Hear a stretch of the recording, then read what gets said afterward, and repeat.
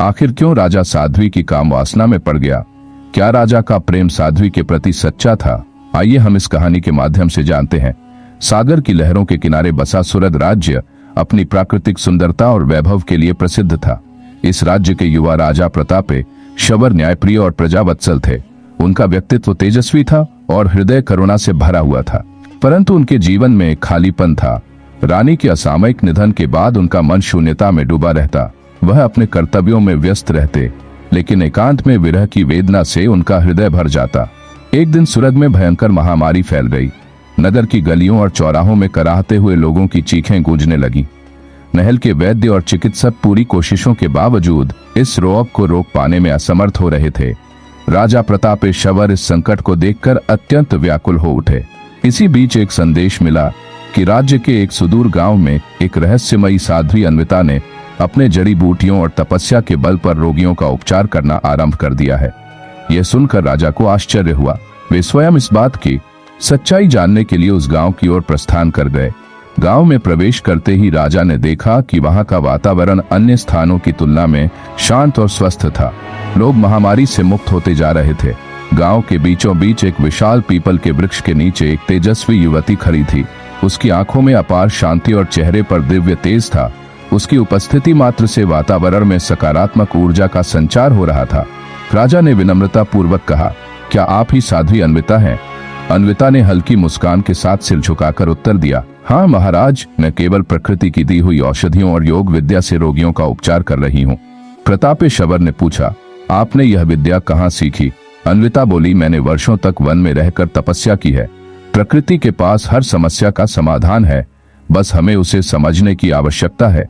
राजा अन्विता की वाणी से प्रभावित हुए और उन्होंने उसे राजमहल में आमंत्रित किया ताकि वह पूरे राज्य में रोगियों का उपचार कर सके। महल में अन्विता के आने के बाद धीरे धीरे महामारी का प्रभाव कम होने लगा। उसकी औषधियों और योग विद्या से लोग स्वस्थ होने लगे। अन्विता न केवल एक योग्य चिकित्सक थी, बल्कि उसमें अपार करुणा भी थी। वह स्वयं रोगियों की सेवा करती, उनके घावों पर औषधियां लगाती और उन्हें मानसिक रूप से भी सशक्त करती। राजा प्रतापे शबर ने देखा कि अन्विता केवल रोग दूर नहीं कर रही थी, बल्कि लोगों के मन की व्यथा भी मिटा रही थी। उसकी उपस्थिति से पूरे राज्य में नई ऊर्जा उत्पन्न हो रही थी। राजा स्वयं भी अन्विता से प्रभावित होने लगे। उन्होंने पाया कि अब उनका मन पहले की तरह अशांत नहीं रहता। अन्विता की वाणी, उसकी सरलता और उसकी सेवा भावना ने उनके हृदय में एक विशेष स्थान बना लिया था। एक दिन सूर्यास्त के समय जब समुद्र की लहरें शांति का राग सुना रही थीं, राजा और अन्विता महल के बगीचे में टहल रहे थे। राजा ने कहा, तुम्हारी उपस्थिति ने न केवल मेरे राज्य बल्कि मेरे जीवन को भी रोशन कर दिया है। अन्विता ने गंभीर स्वर में उत्तर दिया, महाराज, मैं केवल एक सन्यासिनी हूँ। मेरा कर्तव्य सेवा करना है, न कि सांसारिक बंधनों में बंधना। राजा ने उसकी ओर देखा और पूछा, क्या गृहस्थ जीवन में रहकर सेवा नहीं की जा सकती? अन्विता ने हल्के स्वर में कहा, महाराज, प्रेम केवल पाने का नाम नहीं है, यह त्याग और सम्मान का प्रतीक भी है।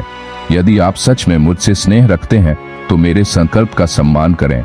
मेरा तप ही मेरी आत्मा की पुकार है। राजा प्रतापे शबर अन्विता की बात सुनकर मौन हो गए। उन्होंने पहली बार अनुभव किया कि प्रेम केवल अधिकार जताने का नाम नहीं है, बल्कि सच्चे प्रेम में परस्पर सम्मान और स्वतंत्रता होती है। उस रात समुद्र की लहरों की गूंज के साथ राजा के विचार भी टकराते रहे।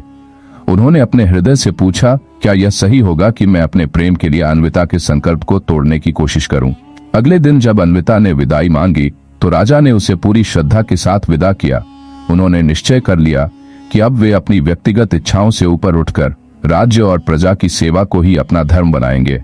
समय बीतता गया, सूरत समृद्ध होता गया और राजा प्रतापे शबर की ख्याति एक न्यायप्रिय और आदर्श राजा के रूप में दूर दूर तक फैल गई। परंतु अन्विता की स्मृति उनके हृदय में सदा जीवित रही, एक ऐसे प्रेम की स्मृति जो पाने के लिए नहीं बल्कि सम्मान और त्याग के लिए जाना गया।